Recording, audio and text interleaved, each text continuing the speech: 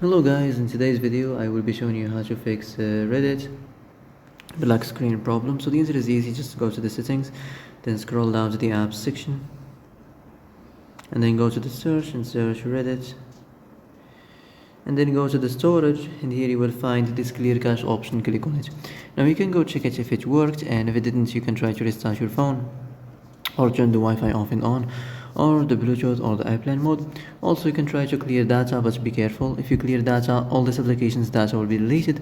This includes all files, the settings, the accounts, the databases, etc. So be careful if you want to clear your data.